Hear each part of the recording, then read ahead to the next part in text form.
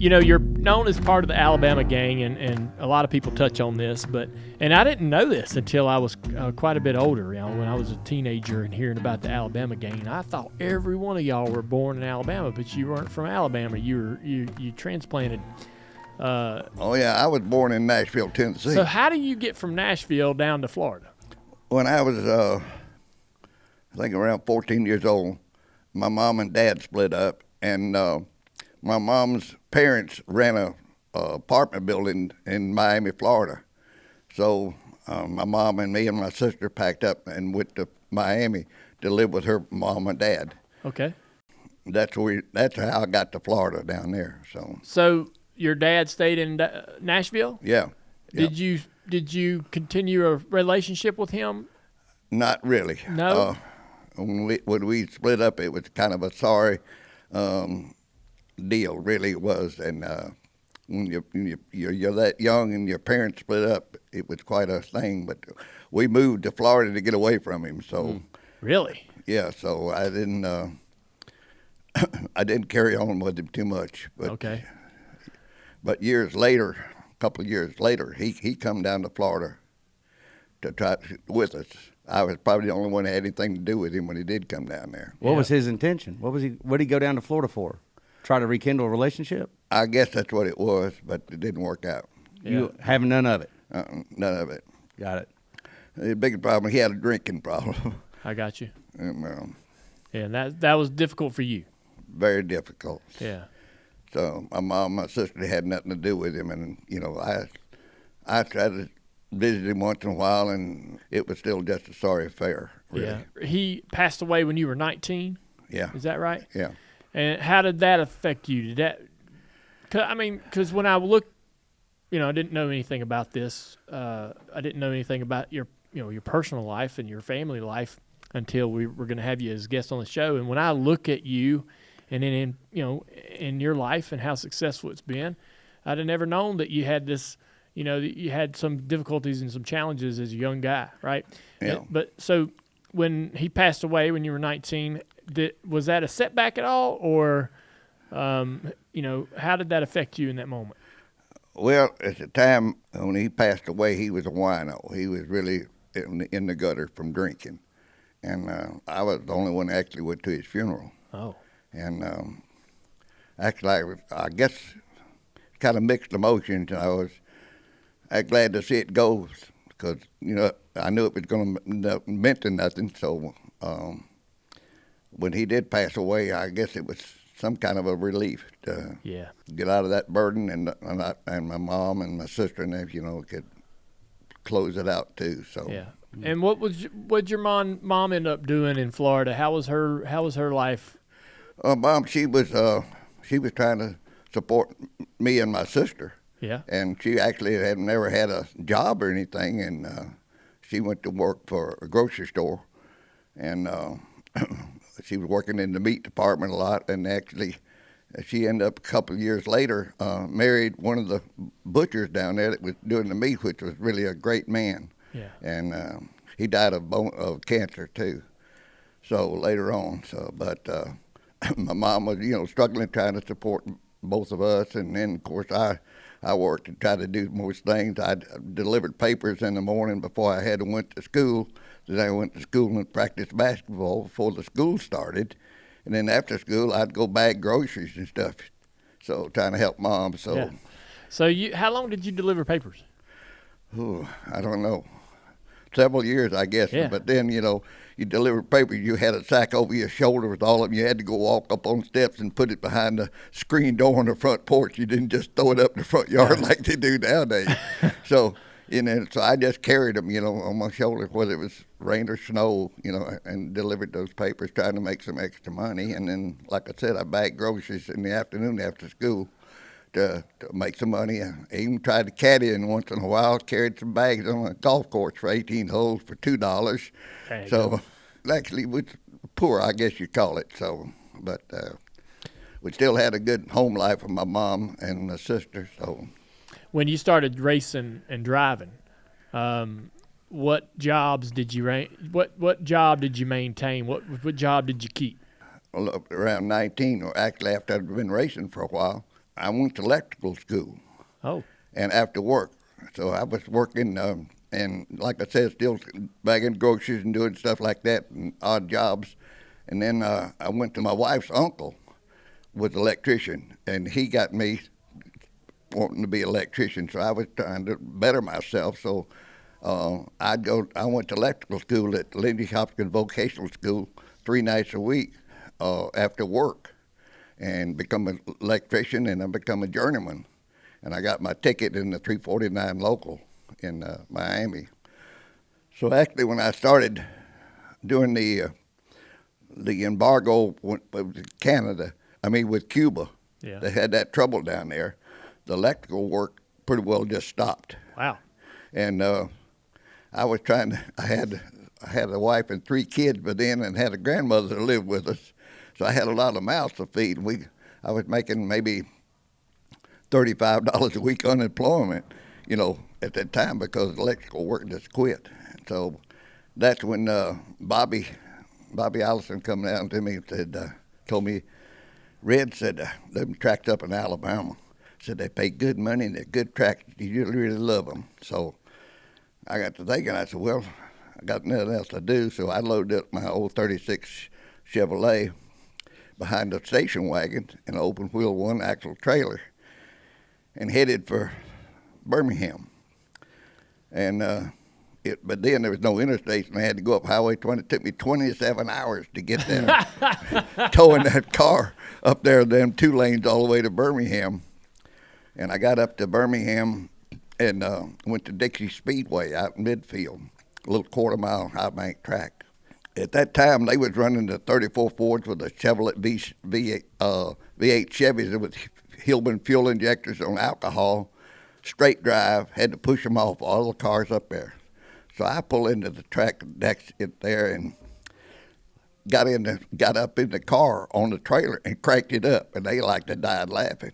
Then I put it in gear and backed off the trailer, and they looked at it, and then I had a 4-barrel carburetor on the car, and they were just dying laughing at me coming in there like that. Well, anyway, I had no points, so I had to start the rear of the features first night.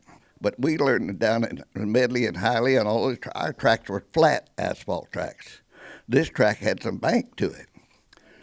So when they dropped the green flag, they all dove. I was starting about 20th spot, 24th spot, somewhere in there. They all headed to the bottom, 1 lane.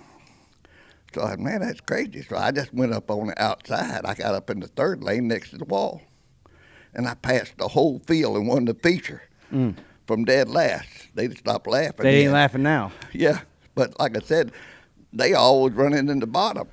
But to me, running in the bottom, I said, can't pass nobody single file. So I just went to the outside and started passing them. And running on that bank track to me was like driving down the interstate. It was just as simple. So I passed the whole field and went up there after the race and got $300. I like to die at $300. I've been having $35 weekly checks from unemployment. Here I get $300. And Bob Harbin come down and he says, Red said, we're going to run Montgomery tomorrow night. This was Friday night. He said, we were going to run Montgomery tomorrow night. Said, I promote it down there too. How about coming down and stopping there? I said, well, I was going back to Miami. Said, okay. So I went down to Montgomery, half-mile track. Had the same thing. All of them died laughing. Dropped the green flag. Ended the race. I won it too. I got another $300. So I got $600 in my pocket from 2 races and been living on 35 unemployment checks. I said, man, this is great. Anyway, I drove all the way back to Miami. So I had no idea, leaving the car there, even come back again. But that's actually the way I started racing in Alabama. When you come home with that $600 in your pocket, what did your wife think? She couldn't believe it, that, whoa, $600. So we paid off all our bills, and got a bunch of groceries and everything. So all right, so, you end up, that's the lure to go back to Alabama and start racing up there. Are you making that, do you start making that long trip? Yeah, I started making that trip. In fact, I went back and forth several times. And like I said, I remember that first trip up there. I really didn't have any money, any extra money for gas and everything. And I stopped in a truck stop. At that time, there was a lot of semis and trucks in there hauling watermelons and peaches. So to make a long story, I borrowed some watermelons and peaches off of some of them trucks in the middle of the night to eat on, Yeah. and made the trip eating on that watermelon and peaches that I got. So it's kind of ironic. I know Bobby and Donnie did that one time too. They was short money and they bought a bushel of peaches and lived on them for about 2 days. Yeah. Just eating those peaches for breakfast, lunch, and supper. Good Lord. So, Red, help us ignorant. Like, there's car people listening to this, and then there's the ignorant folks like me. What exactly were the people at Dixie and Montgomery laughing at? Why were they laughing at you? because that I had a carburetor on gasoline, and I had a clutch and a transmission, and I could crank up my car and move it. And they was like those sprint cars. They didn't have batteries, and they had no. They was straight drive. They pushed them off, got them cranked like a sprint. They was straight drive. They had alcohol burning injectors, but they all had power for straightaway. But none of them knew how to get through the corners. And so you were basically out racing them and passing them based. I mean, did your car have more power, or did you just be able to work the lines and do the aero better? I didn't spin my wheels and cross it up coming off the corner like they did. They had so much horsepower. They was crossed up going through the corners, and I just got up on the outside and passed the whole bunch while they was sitting there trying to get through the corners. I was still running almost flat out. You were wide open. They're throttling, feathering it, and trying to get through the corners because they got so much horsepower. Yeah, you're just passing them, but wide open. That's right. I didn't have to slow down for the corners like they did because my car handled, because it come off of a flat track and they had a little bank to it, and my car just went around. Like I said, it like me driving down the interstate. Right. So when you go back, do you notice that they're changing their way they race you, or they're not laughing anymore? They know you've come in there and won the money. I know when somebody comes in and wins the money, takes the money, it changes things. So what happened? Did you couldn't have continued to doing that without them changing the way they did stuff, right? Well, they tried to learn that. I guess they figured out they got to learn how to get through the corner better. Right. But same way when I came back up a year or so later to BIR, which was a dirt track at that time, and it was a 5/8 mile racetrack. And there's a driver named Wild Bill Lathan that was winning everything, sponsored by a big lumber company, and he had, I think, 6 carburetors on his motor and all this stuff and horsepower. And I come up there, and they said, well, Bill Lathan wins everything up here. I said, well, okay. Anyway, he did. He won the first feature that night, and I ran second. I come back, and I won the next 7 races in a row. I passed him because when I outrun him, he goes back and gets more horsepower and gets handling worse off the corner because he's spinning more, and I didn't have enough horsepower, and I could almost run flat out all the way around the racetrack. And they started to figure out they got to learn how to handle mostly. And, but, and Bobby, Donnie, and myself, we come up when he got together and started racing in the 60, 61 to 63 like that. We just started pretty well dominating the racing up in there, winning everything. That's what started the Alabama gang. In like 61, it was real ironic. We went to Bristol. They had about 60, 70 cars there, and all of them was 34 Ford coupes mostly. Mm-hmm. And we come in there with 3 sedans. We had 3 sedans. They laughed. We got sedans and they got coupes. We qualified 1, 2, 3. With them 3 sedans, and everything was coupes behind us. And it was a 200 lapper at Bristol, same track as you got today, except it had asphalt on it instead of cement. The race started, and anyway, made a long story short, I won the race, and Bobby ran second. And Donnie was running third, but he had, I think, dropped a valve or a rock arm or something. So we ran 1, 2 there. And, we ran pretty well 1, 2, 3 at I don't know how many racetracks. And mostly because we handled. We worked on handling more than we did speed, try to get through the corners. It was kind of ironic. That pretty well started the deal with the Alabama gang because we ran 1, 2, 3. I think it was 64 that we finished first, second, and third in the point standings at Birmingham. We finished first, second, and third at Huntsville. We third, first, second, third at Montgomery.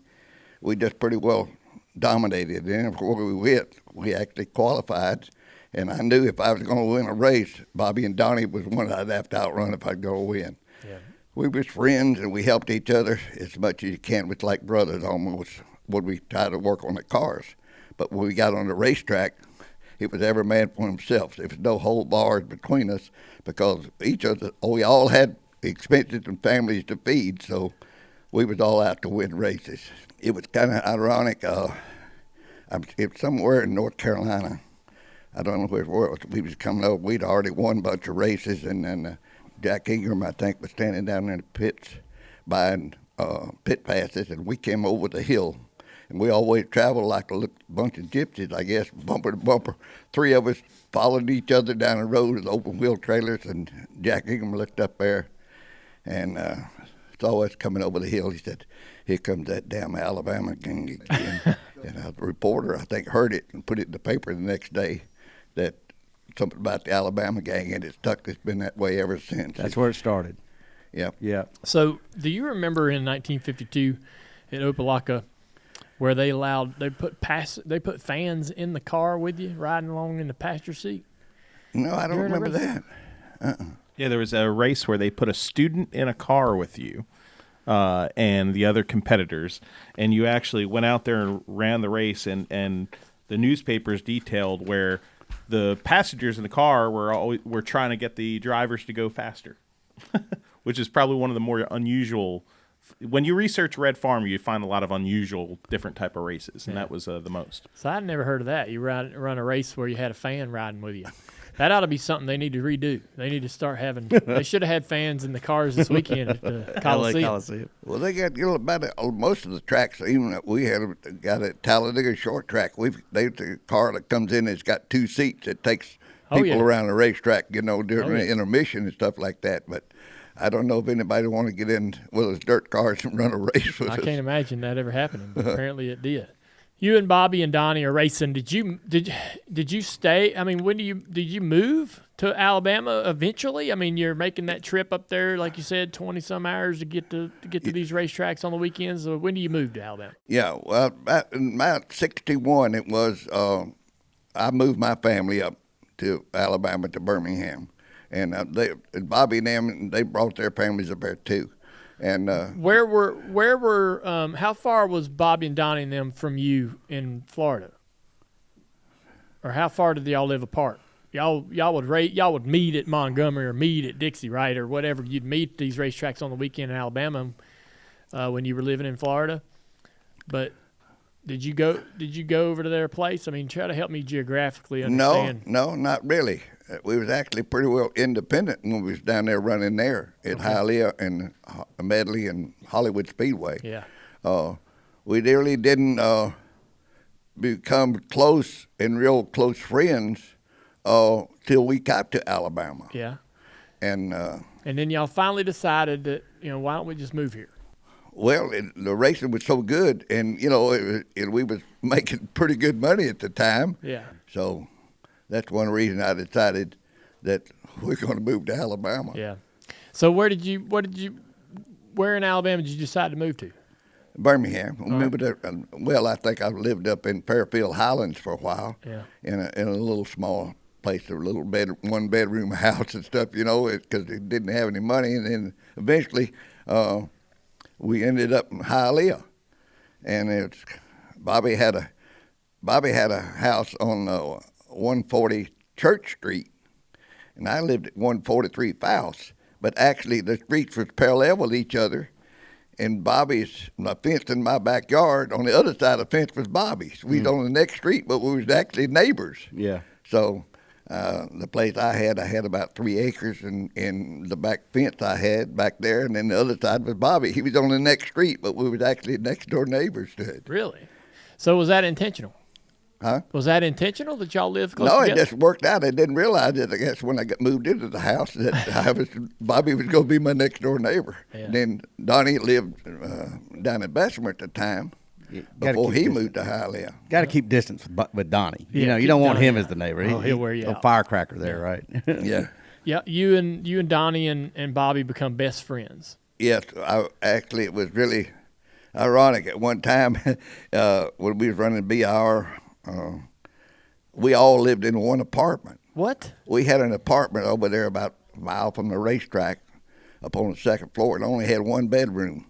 And all three of us was living in this one apartment. We took turns who got the bedroom, who got the couch, and who got the floor. Yeah. So we rotated around for a while.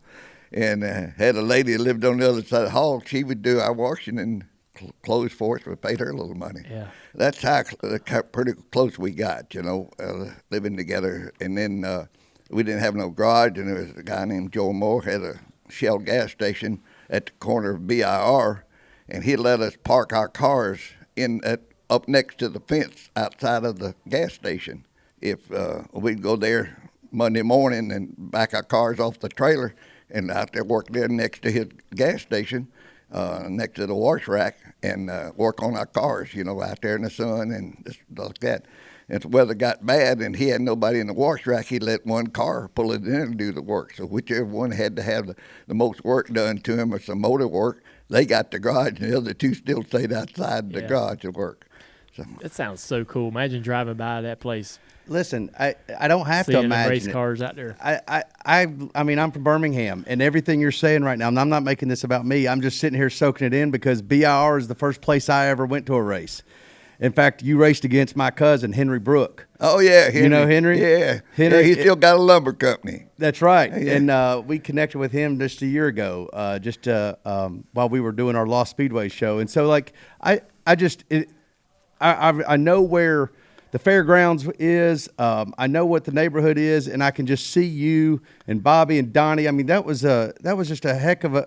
You say, imagining that atmosphere, man. This was a racing town back then, man. The BIR was it. And Yep. it's fascinating to me to hear you talk about how the money was so much better. I don't know why that is. Why was the money so much better in Alabama to begin with than Florida? You wouldn't guess that if you didn't know any better. But it kind of makes me think that BIR back then had it going on.